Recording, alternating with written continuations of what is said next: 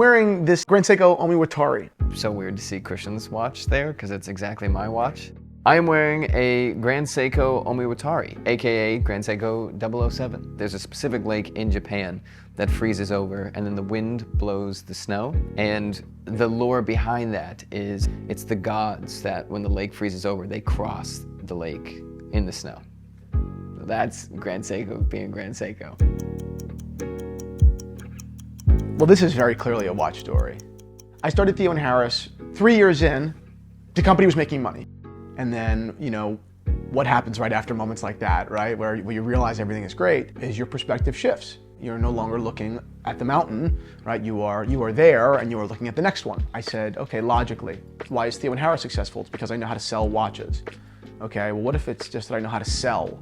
Could I use that skill, or could I sell that skill to a larger company? I pitched it to Grand Seiko. They invited me to their office. They were incredibly receptive. They were like, no, we get it. You sell a bunch of vintage watches, now you want to sell modern watches for us. And they said, well, what are your ideas? And we said, bringing out the synergy between sushi and watches. And the parallel is craftsmanship. It's ultra precision, using an expert, a man that has dedicated his life to precision. And he's wearing a Grand Seiko. And they said, great, let's do it.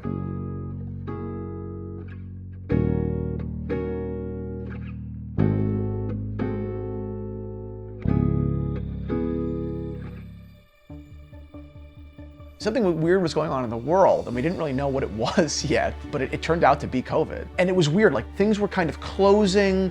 I was lucky because we made the shoot by like 6 days. But it came together, and they loved it.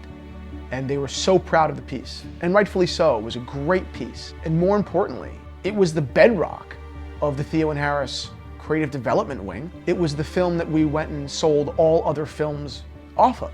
It was the film that, in many ways, started the gears moving toward LMF.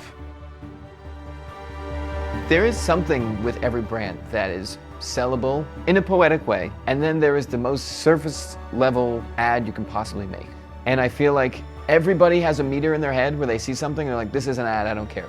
And I think really, you know, when you're pushing past the superficial ad that you see everywhere, that really is kind of just blank, you skip the ads, you don't look at them, then that is a great catalyst for action because it's interesting, and that's what we go after. And the success of that project gave Grand Seiko the corporate support, right, internationally, to develop this whole series. So over the course of the following years until now, we continue that series, which is called Shokunin, and it's dedicated to craftsmanship, dedicated to people who dedicate their lives to supreme quality and detail. That's why you buy a Grand Seiko, because you're just intoxicated by the idea of perfection. What is a Grand Seiko person? Because I want to be one.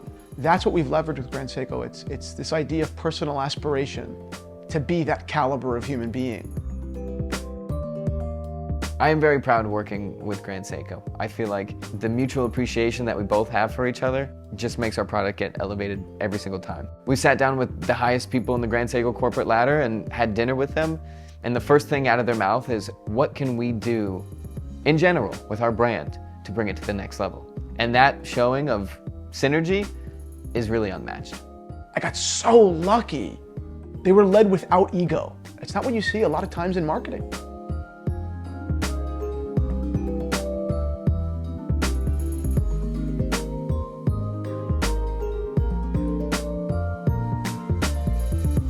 Grand Seiko, just the same way they take inspiration from nature, they take inspiration and they trust in the creative direction of a lot of talented people, us included. And I'm very, very proud to be associated with those people. Not just proud to work with them, but I'm proud to be in the same room as people that lead that way. I hope to lead that way. When you hire LMF, when you hire a full-service marketing firm, you're not buying tactics. That's what freelancers are for. You hire them for solutions, to solve a problem. And our clients know that, they trust that. Whether we're putting together an ad for a multi-million-dollar franchise company, whether we're working with a lending company, if we work with just a friend from down the street, we can tell the actual story that is there. we've done so many events talking to people where even if it's just the B-roll we took, they're like, that is the view I was trying to get of the watch that I couldn't find anywhere else. You know, I couldn't find that on a product picture, I couldn't find that on reviews. I wanted to see me and my wife going to a flower shop and picking out flowers for our garden. I wanted to see the watch on my wrist when I'm doing that because that's what sold me. I don't want to just have the watch, I want to have the life around it. And I think since we've been releasing these films, it really has impacted the view people have of Grand Seiko and their constant striving to be perfect. No brand works harder for your money, and it resonates with people. The watch hobby is not just made of people that just want to be totally status driven and conspicuous consumers. They're obsessed with detail, and when we open their eyes to the hard work that Grand Seiko puts in to earn their money, they know that's very unique. That's a very unique offering and approach. We've captured it pretty well, and Grand Seiko deserves those sales.